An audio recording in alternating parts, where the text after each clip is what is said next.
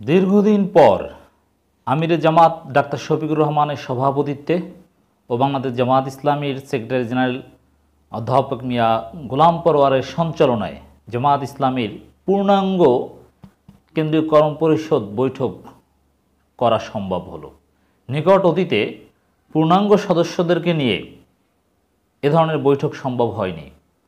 আমরা দেখেছি অতীতে ভারপ্রাপ্ত আমিরে জামাতের সভাপতিত্বে, ভারপ্রাপ্ত সেক্রেটারি জেনারেলের সঞ্চালনায়, তাও একটা বড় অংশ অনুপস্থিত ছিলেন, কারাগারে ছিলেন, নানান কারণে থাকতে পারেননি। কিন্তু না, অনেক দিন পর আমরা এই দৃশ্য দেখলাম জামাত ইসলামীর কর্মপরিষদের পূর্ণাঙ্গ একেবারে সব সদস্যবৃন্দের উপস্থিতিতে, আমিরে জামাত, সেক্রেটারি জেনারেলের উপস্থিতিতে কর্মপরিষদ বৈঠক অনুষ্ঠিত হয়েছে। এটা জামাত ইসলামী আমাদের কাছে পাঠিয়েছে এবং আমরা চাই যে এগুলো প্রচার করুন, সবাইকে জানিয়ে দিন যে না, জামাত ইসলামী তাদের কর্মপরিষদ বৈঠক অনুষ্ঠিত করতে পারলো এবং সেখানে আমিরে জামাত গুরুত্বপূর্ণ নির্দেশনা দিয়েছেন তার সংগঠনকে। এটা প্রচার করাটা জরুরি বলে মনে করি। সত্যি চমৎকার ঘটনা। কেন্দ্রীয় কর্মপরিষদ বৈঠক অনুষ্ঠিত। দেশে আইনের শাসন, ন্যায় বিচার, মত প্রকাশের স্বাধীনতা ও সংবিধান প্রদত্ত সভা সমাবেশ করার অধিকার কেড়ে নেওয়া হয়েছে। ডাক্তার শফিকুর রহমান এই অভিযোগ করেছেন কেন্দ্রীয় কর্মপরিষদ বৈঠকে প্রদত্ত তার বক্তব্যে।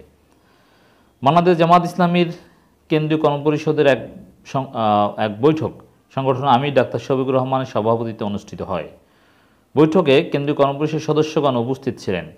সংগঠনের সেক্রেটারি জেনারেল সাবেক এমপি অধ্যাপক মিয়া গোলাম পরোয়ারের পরিচালনায় কেন্দ্রীয় কর্মপরিষদ বৈঠকে সভাপতির বক্তব্যে আমিরে জামাত ডাক্তার শফিকুর রহমান বলেন, দীর্ঘদিন পর কেন্দ্রীয় কর্মপরিষদের পূর্ণাঙ্গ বৈঠক করতে পেরে মহান আল্লাহর দরবারে শুকরিয়া আদায় করছি, আলহামদুলিল্লাহ।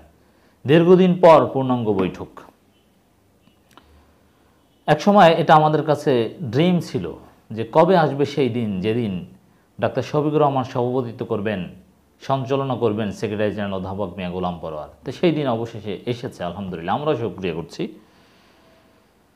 আমি গভীর শ্রদ্ধা সম্মানের সাথে স্মরণ করি সাবেক আমির অধ্যাপক গোলাম আজম এবং সাবেক আমিরে জামাত ও সাবেক মন্ত্রী শহীদ মাওলানা মতিউর রহমান নিজামী, নায়েবে আমির মাওলানা এ.কে.এম. ইউসুফ, অধ্যাপক এ.কে.এম. নাজির আহমেদ, মাওলানা আব্দুস সুবহান, মাওলানা দেলোয়ার হোসেন সাইদি,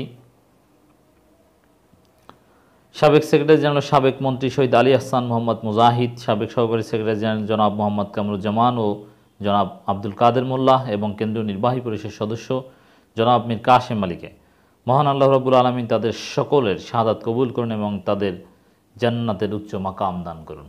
আমরাও তাদের সাথে স্মরণ করছি। দর্শক, একই সাথে বিশ্লেষণ হিসাবে আমরা একটা বিষয় অ্যাড করতে চাই এখানে। জামাত ইসলামীর রাজনীতিতে অন্যতম অনুষঙ্গ এই সাবেক নেতারা। নির্বাচনী প্রচারণা থেকে শুরু করে যে কোনো জায়গায় এই সাবেক নেতাদের সামনে আনতে হবে। মাওলানা নিজামী, মুজাহিদ, সাইদি বা কামরুজ্জামান, কাদের মোল্লা, কাশেম আলী, এদের নামে জামাতকে জনগণ ভোট দিবে। অতএব তাদেরকে এড়িয়ে যাওয়া নয়, তাদেরকে ধারণ করে জামাতকে এগিয়ে যেতে হবে। আমিরে জামাত বলেন, কেন্দ্রীয় কর্মপরিষদ সদস্য হিসেবে আপনারা এই সংগঠনের অভিভাবক এবং দেশ ও জাতির বিনির্মাণে অগ্রণী ভূমিকা পালনকারী। বাংলাদেশ আজ এক কঠিন ক্রান্তিকাল অতিক্রম করছে। রাষ্ট্রের সংবিধান প্রতিষ্ঠানসমূহ ধ্বংস করে দেওয়া হয়েছে। দেশে আইনের শাসন, মানবাধিকার, ন্যায় বিচার, মত প্রকাশের স্বাধীনতা, সংবিধান প্রদত্ত সভা সমাবেশ করার অধিকার কেড়ে নেওয়া হয়েছে। রাষ্ট্রের আর্থিক প্রতিষ্ঠানসমূহ ধ্বংস করে দেওয়া হয়েছে। ব্যাংক ও ব্যাংকিং খাত আজ লুটেরাদের দখলে। দেশের শিল্প, ব্যবসা বাণিজ্য, উৎপাদন, বিনিয়োগ ও কর্মসংস্থানের পথ আজ রুদ্ধ হয়ে পড়েছে। সরকার অর্থের উৎসসমূহ বিদেশি সংস্থা থেকে ঋণ গ্রহণ করে ঋণের টাকা দিয়ে ঋণ পরিশোধ করছে। দেশের অর্থনীতি আজ বিধ্বস্ত। দেখেন, একটা ঋণের সার্কেলের মধ্যে দারিদ্র্যের দুষ্ট চক্র পড়েছেন না, সেরকম একটা ভেইসাস সার্কেলের মধ্যে পড়েছে বাংলাদেশ। ঋণ দিয়ে ঋণ, এটা গ্রামের কিছু বাটপাল লোকদের চরিত্র, যে আপনি একজনের কাছ থেকে ধার আনলেন অথচ ধার শোধ করার সামর্থ্য আপনার নেই, আর একজনের কাছ থেকে আবার ধার এনে তারটা শোধ করলেন, মানে একটা সার্কেলের মধ্যে। এটা ওয়ান কাইন্ড অফ বাটপারি। তো সেটা এখন বাংলাদেশের রাষ্ট্রের চরিত্র হয়ে উঠেছে। দর্শক, এর সাথে আরেকটা কথা বলতে চাই। জামাত ইসলামীর কর্মপরিষদ এটা একটা গুরুত্বপূর্ণ বডি। জামাতের সর্বোচ্চ নীতি নির্ধারণী ফোরাম নির্বাহী পরিষদ এবং জামাতের নির্বাহী পরিষদ বা সাংগঠনিক সিদ্ধান্তসমূহ বাস্তবায়ন করার দায়িত্ব কর্মপরিষদের। অতএব মাঠের কাজ, কর্ম, আন্দোলন কীভাবে কী চলবে, ইট বেসিক্যালি ডিপেন্ডস অন কর্মপরিষদ। অতএব কর্মপরিষদের যথেষ্ট ক্ষমতা রয়েছে। দুনিয়ার মানুষের শেষ আশ্রয়স্থল হচ্ছে আদালত। সেই আদালতে মানুষ ন্যায় বিচার থেকে বঞ্চিত হচ্ছে। রাজনৈতিক নেতৃবৃন্দকে মিথ্যা মামলায় জড়িয়ে সরকার আদালত ব্যবহার করে সাজা প্রদানের ব্যবস্থা করেছে। হাজার হাজার মানুষ সাজাপ্রাপ্ত। এই জামাতের কেন্দ্রীয় কর্মপরিষদের সদস্যরাও সাজাপ্রাপ্ত আছে। শফিকুল ইসলাম মাসুদ সাজাপ্রাপ্ত, তিনি তো কর্মপরিষদের সদস্য। দেশের সমস্ত সকল মহানগরীগুলির আমির কমপক্ষে কর্মপরিষদ সদস্য, কোনো কোনো মহানগরী আমির নির্বাহী পরিষদ সদস্য। দেশের নির্বাচন ব্যবস্থা বলতে আজ কিছু নেই। 2014, 2018, 2014 সালের জাতীয় সংসদ নির্বাচন, এই সময়ের মধ্যে অনুষ্ঠিত স্থানীয় সরকার নির্বাচন সমূহ এবং অতি সম্প্রতি উপজেলা নির্বাচনে সরকারি দলের কেন্দ্র দখল, ভোট লুটেরারদের ঘটনা দেশে নির্বাচন ব্যবস্থাকে পরিপূর্ণভাবে ধ্বংস করে দিয়েছে। সরকার মূলত দেশকে একটি নির্বাচনবিহীন রাষ্ট্রে পরিণত করেছে। সর্বশেষ উপজেলা নির্বাচনের যে প্রথম ধাপ, সেই নির্বাচন নিয়ে বিএনপির আনুষ্ঠানিক মন্তব্য আপনাদেরকে শুনিয়েছি। তো জামাত ইসলামী আনুষ্ঠানিকভাবে কোনো মন্তব্য না করলেও এটা একটা আনুষ্ঠানিক মন্তব্য বলা যায় যে এই নির্বাচন, এটাকে জামাত কোনো নির্বাচনই মনে করে না, এটা ধ্বংসের প্রতীক। বিএনপির মতোই কঠিন অবস্থান। এ অবস্থায় গোটা জাতিকে পুনর্গঠন করা ছাড়া বিপর্যয়ের হাত থেকে দেশ ও দেশের মানুষকে উদ্ধার করা সম্ভব নয়।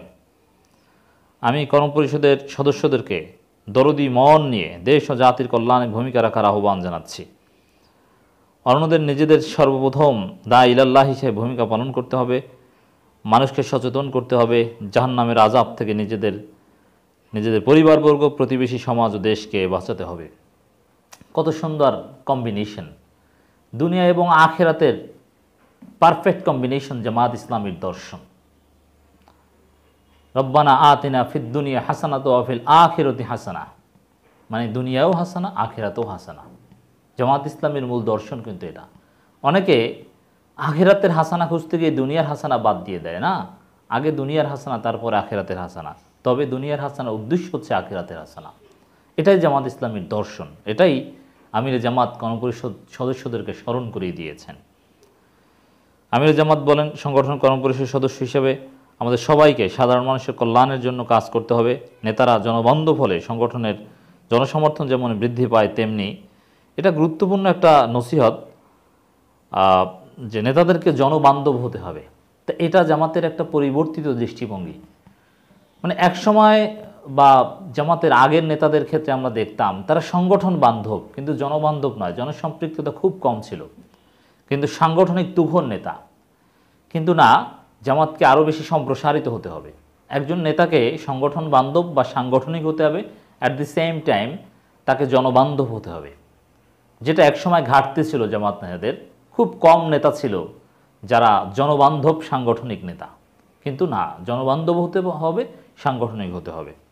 এটা যুগের বাস্তবতায় এই সম্প্রসারিত বৈশিষ্ট্য থাকতে হবে। আমরা দেশে নিয়মতান্ত্রিক ও গণতান্ত্রিক প্রক্রিয়া পরিবর্তন চাই। জামাত কখনো কোনো বিশৃঙ্খল পরিবেশে সমর্থন করবে না। জামাত গণতান্ত্রিক পরিস্থিতিতে গণতান্ত্রিক প্রক্রিয়ায় বিশ্বাস করে। কল্যাণমূলক কাজের মাধ্যমে মজবুত সংগঠন গড়ে তুলে সামগ্রিক পরিবর্তন করা সম্ভব। আমাদের ভবিষ্যৎ প্রজন্মকে ধ্বংস করে দেওয়ার জন্য শিক্ষা কারিকুলামে ব্যাপক পরিবর্তন আনা হয়েছে। অনৈতিক ও আদর্শহীন শিক্ষা ব্যবস্থা যুব সমাজকে ধ্বংসের দিকে ধাবিত করেছে। এই অবস্থায় আমাদের ভবিষ্যৎ প্রজন্মকে অর্থনৈতিক ও অবসাংস্কৃতিক সয়লাভ থেকে মুক্ত রাখার জন্য অভিভাবক সুলভ ভূমিকা পালন করতে হবে। জামাত ইসলামী নিজেরাই একটা প্রতিষ্ঠান। এই প্রতিষ্ঠান এই শিক্ষা ব্যবস্থার ক্ষতি থেকে জাতিকে রক্ষা করতে পারে। অতএব জামাত শিবিরে যোগ দিন, আপনার সন্তানকে শিবিরে দিন। আমির জামাত কর্মপরিষদ সদস্যের উদ্দেশ্যে আরও বলেন, এই সরকার জামাতকে নেতৃত্বশূন্য করার জন্য আমাদের শীর্ষ নেতৃবৃন্দকে সাজানো মামলায় ফাঁসির দণ্ড দিয়ে ফাঁসি কার্যকর করেছে। তারা ভেবেছিল জামাত নেতৃত্বশূন্য হয়ে যাবে এবং জেল জুলুম নির্যাতনের মাধ্যমে জামাতকে নিশ্চিহ্ন করা সম্ভব হবে, কিন্তু তাদের সকল পরিকল্পনার সাথ হয়ে গিয়েছে। তাদের প্রতিটি আঘাতে জামাত আরও শক্তিশালী হয়েছে। কর্মপরিষদ সদস্যদেরকে সংগঠনের কার্যক্রম এগিয়ে নিয়ে যাওয়ার জন্য বলিষ্ঠ ভূমিকা পালন করতে হবে। দর্শক, আমিরে জামাতের এই বক্তব্য থেকে আরেকটা পয়েন্ট আমি স্পেশালি ফোকাস করতে চাই। আমিরে জামাত দাবি করেছেন জামাত ইসলামী যথেষ্ট শক্তিশালী, এই সরকারের আঘাতে জামাত আরও শক্তিশালী হয়েছে। অতএব সেই শক্তি জামাতকে মাঠে প্রমাণ করে দেখাতে হবে। শুধু শক্তিশালী দাবি করলে হবে না, প্রমাণ করে দেখাতে হবে। এজন্যে কর্ম পরিষদের সদস্যদেরকে ডাইনামিক হতে হবে, আরও বেশি যোগ্যতা অর্জন করতে হবে, দুনিয়াবি যোগ্যতা আরও বেশি অর্জন করতে হবে। আখেরাতের যোগ্যতা বা আখেরাতমুখী হওয়া, আল্লাহর কাছে গ্রহণযোগ্য হওয়ার যোগ্যতা তো সবার ঊর্ধ্বে, সেটা তো করতেই হবে। আই রিপিট, দুনিয়াবি যোগ্যতার ঘাটতি আছে, সেই যোগ্যতার ঘাটতি পূরণ করতে হবে।